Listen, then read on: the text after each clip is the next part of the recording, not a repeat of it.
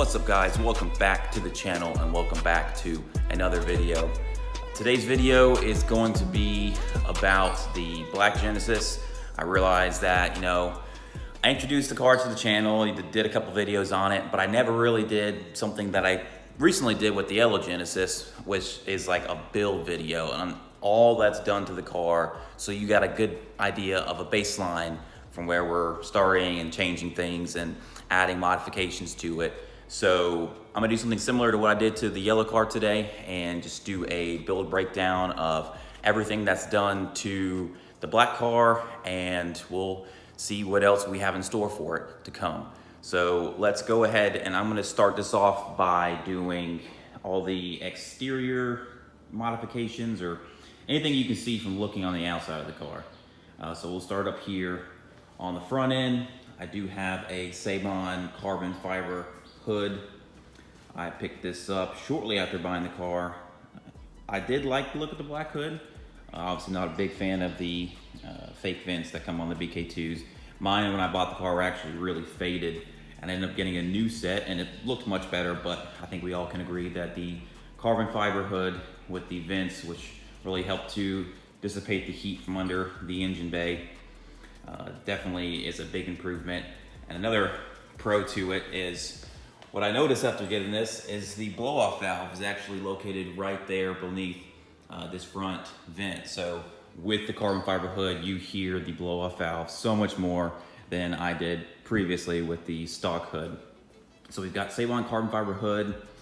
These are factory headlights, but they have been modified, kind of like a chrome delete tint on the side markers here. So you've got the halo lenses in there as well.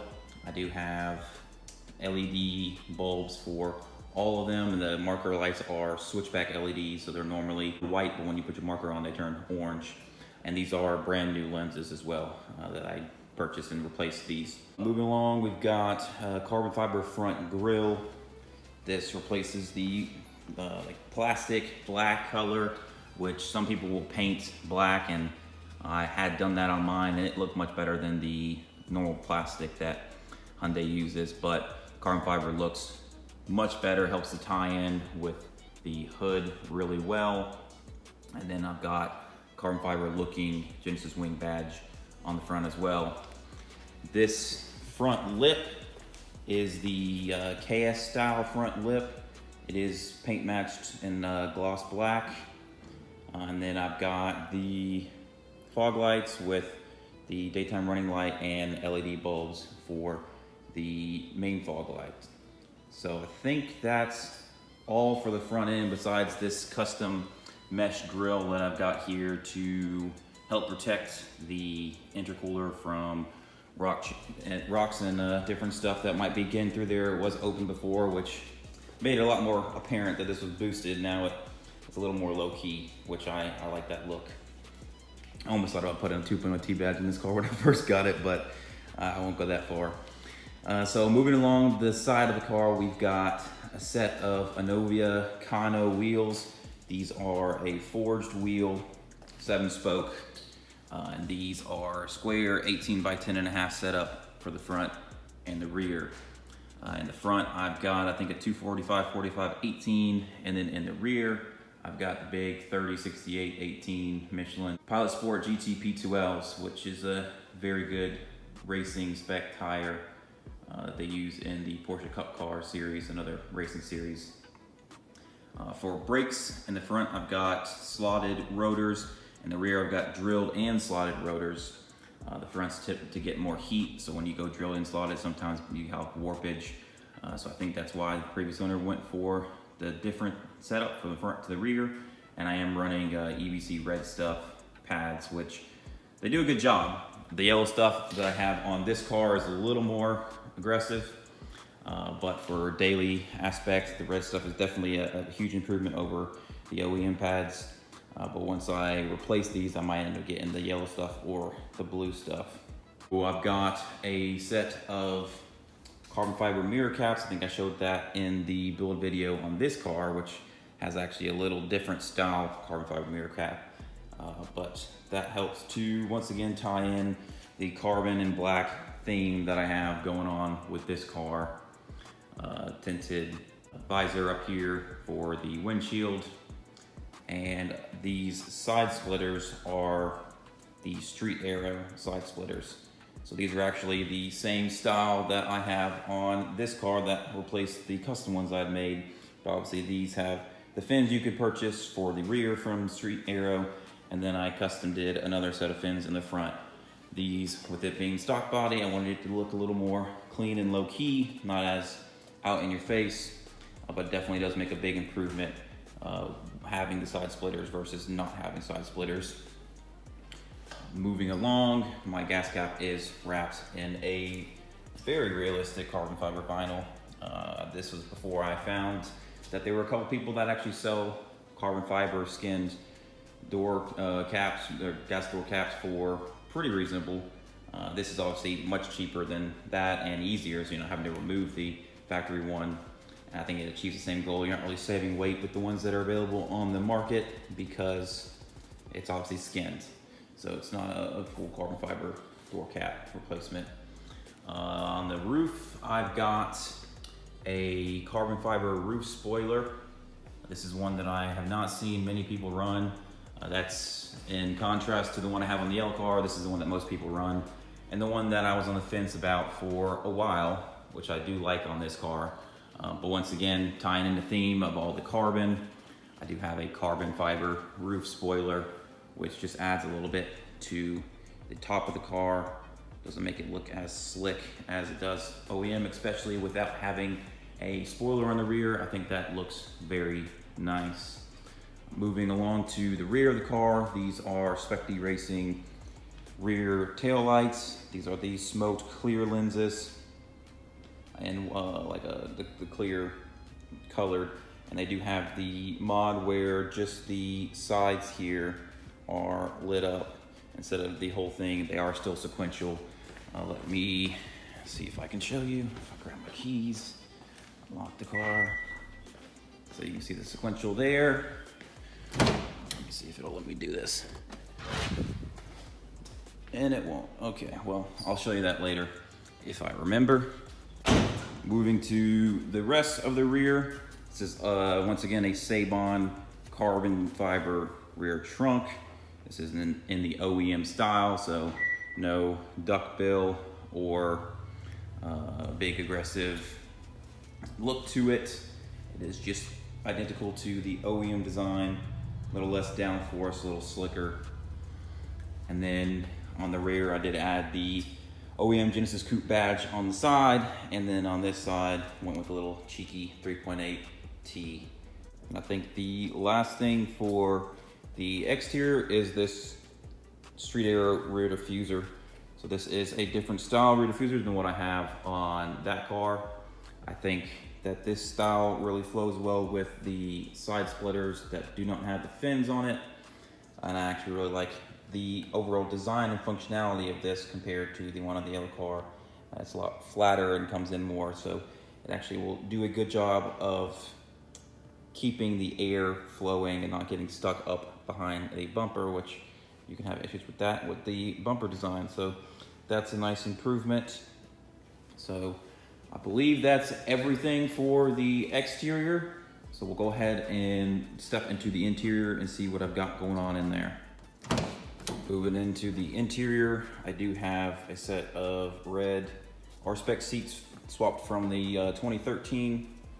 I did really like the look of the red interior. Obviously these were not available for the 2015s, so I picked those up. Got the matching door cards with them.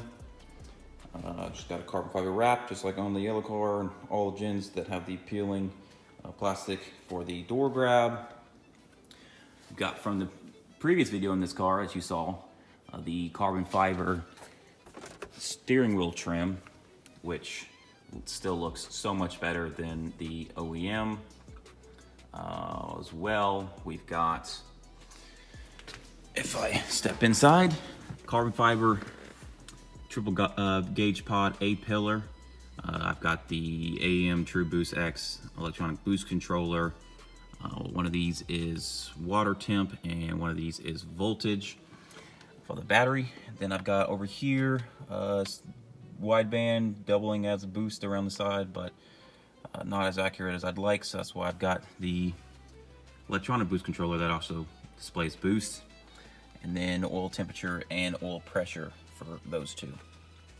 Then this is a Sony head unit touchscreen. This has got Apple CarPlay, Android Auto.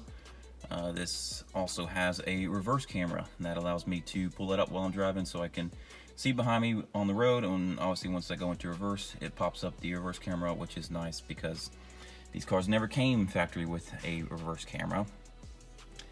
Moving to the shifter, this is a one-of-one Excelodyne shifter. It's a prototype from when they were designing the SMS-R, so it's kind of a mixture of the SMS and the SMX-R, which is exactly what I wanted. I reached out to Tim Herbert and I was like, you know, I like this about the SMS, but I like this about the SMSR. Is there any way you can make me something custom? And he was like, I might have exactly what you need. So one-of-one short shifter from Excelodyne. The shift knob is Delrin. This is also one-of-one. He's never made another one in this design. And this thing is super notchy. Definitely changes the driving feel of the car drastically. The sloppy gear shift from factory is no more, so huge improvement here. Now I think that's mostly all from the interior. I do have, I want to say around 20% or 25% tint on all the windows, which obviously helps to keep the heat down. And just, I think for all sports cars, the first thing you should do is get tint, in my opinion.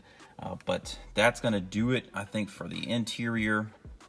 And we can go ahead and step in under the engine and take a look at what's all done under the hood.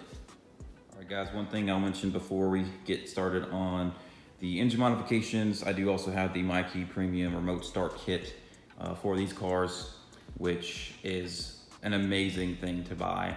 I'll probably end up doing a full video review on the MyKey Premium, and obviously you're probably wondering how I'm able to even install it on this car, considering that that's made for automatics only and this is a manual. So let me know if you're interested in seeing a full video on the MyKey Premium remote start kit for the Genesis Coupe.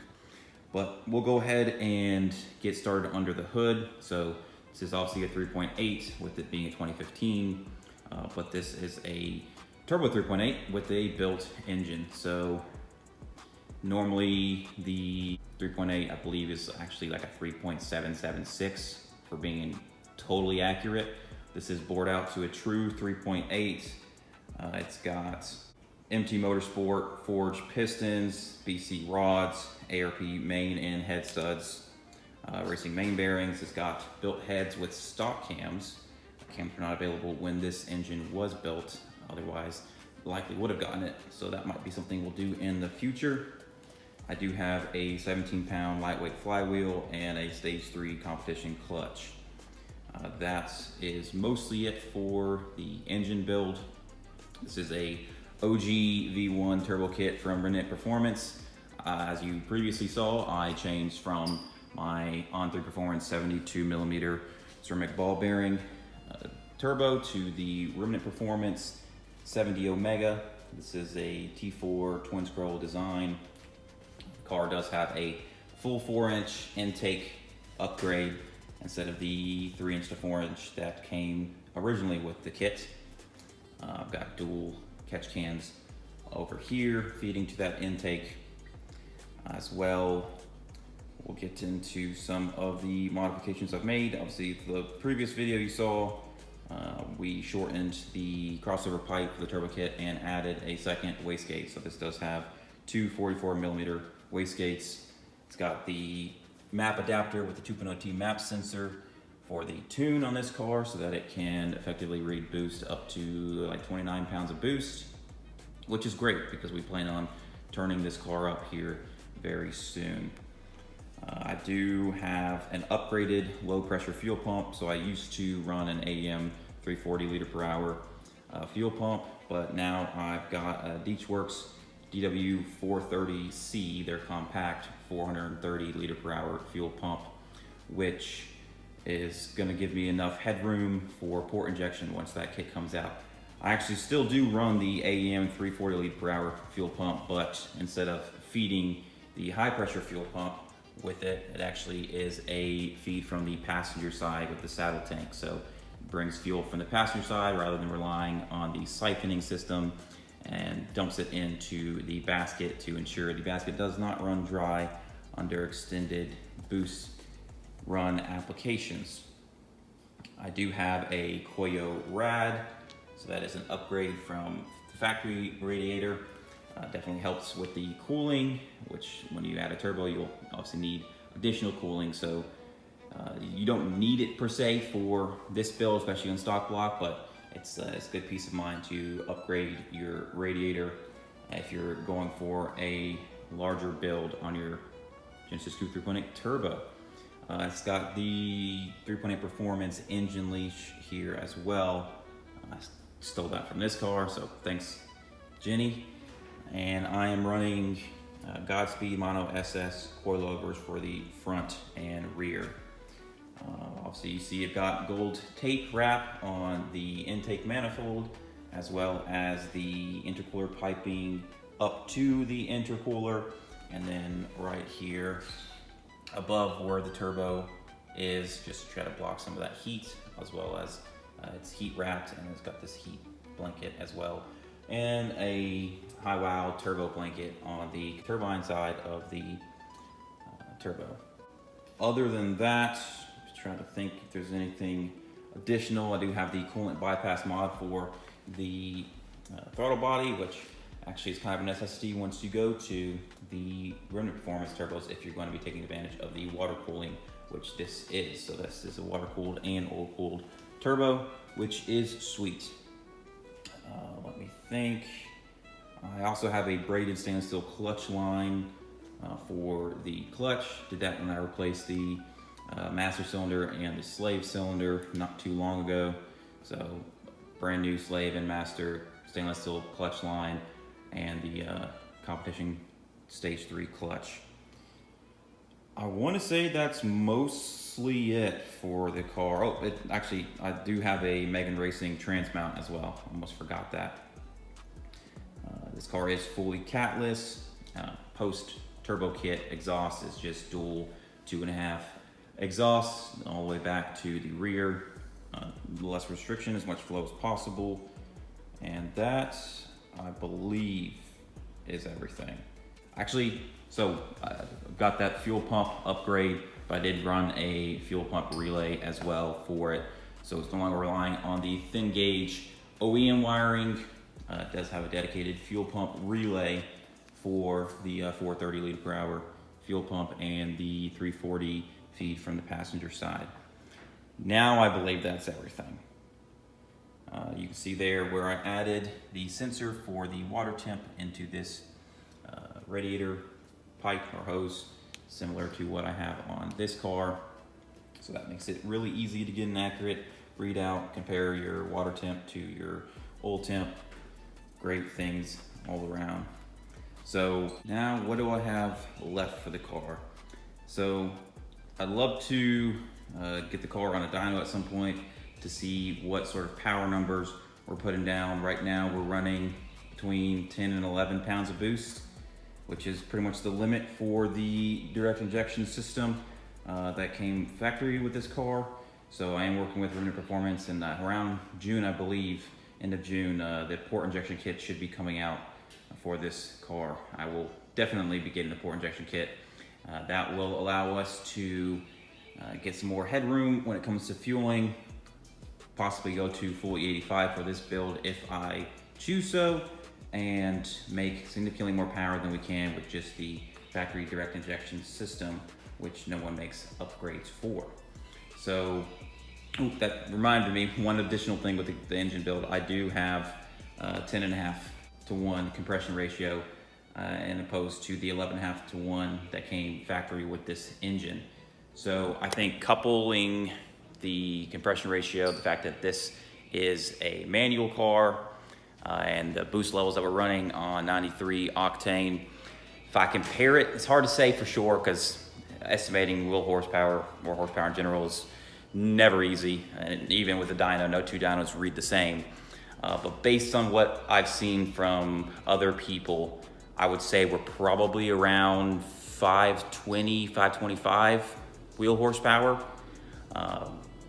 Definitely more than 500. I don't think we're quite to 550, but that's roughly what I would say we're probably at, which is plenty for this car. It's a blast to drive. It's super engaging and fun and very quick, but it will be interesting to see what sort of improvements we can make once we do add port injection to this car, and I'm expecting it's going to become a whole other beast with port injection. So that's pretty much going to do it for this video. I think that's mostly everything. There might be a couple things I'm forgetting here and there that's done to the car. So now we've got a good baseline of where the car sits, and as we continue to progress with upgrading the fueling to be able to turn it up to probably 16, 17 pounds of boost, I think it's going to be very interesting to see what potential this platform has. So I hope you're ready to see that, and I hope you enjoyed the video. I'll catch you on the next one. Take care and have a great day.